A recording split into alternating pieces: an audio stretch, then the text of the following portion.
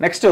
మంత్రి తుమ్మలపై దాడికి కుట్ర అసెంబ్లీ ఎన్నికల సమయంలోనే పథకం నేలకొండపల్లి మామిడి తోటలో వ్యూహరచన ఖమ్మం మార్కెట్ వద్ద స్కెచ్ అమలుకు రెక్కి పరిస్థితులు అనుకూలించక వెనుకడుగు తాజాగా వెలుగులోకి వచ్చిన కుట్ర కోణం ఓ మాజీ అధికారి మరో వైద్యుడి ప్రమేయం పైన అనుమానాలట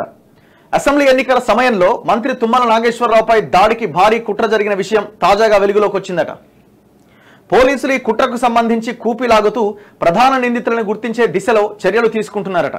విశ్వసనీయ వర్గాల కథనం ప్రకారం అసెంబ్లీ ఎన్నికలకు ముందు తుమ్మల నాగేశ్వరరావు బీఆర్ఎస్ ను వీడి కాంగ్రెస్ పార్టీలో చేరారు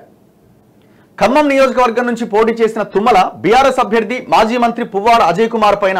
50,000 పైచీలకు ఓట్ల మెజారిటీతో విజయం సాధించారు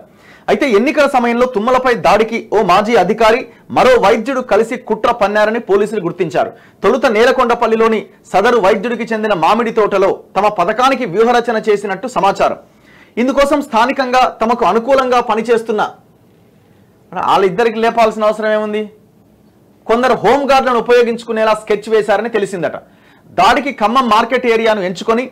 2-3 సార్లు రెక్కి నిర్వహించారని సమాచారం అయితే తుమ్మలపై దాడికి పరిస్థితులు ప్రతికూలంగా ఉండడంతో వెనక్కి తగ్గారని తెలుస్తోంది తాజాగా వెలుగులోకి వచ్చిన ఈ విషయం పైన పోలీసులు దర్యాప్తు చేపట్టారు కుట్రకు అసలు సూత్రధారులను గుర్తించే పనిలో నిమగ్నమయ్యారు ఇటీవల సంచలనం సృష్టించిన ఫోన్ ట్యాపింగ్ కేసులో కూడా నేలకొండపల్లి మండలంలోని సదరు వైద్యుడి మామిడి తోటలోనే ప్రణీత్ రావు అండ్ కో వార్ రూమ్ ను ఏర్పాటు చేసిన విషయం వెలుగులోకి వచ్చిన సంగతి తెలిసిందే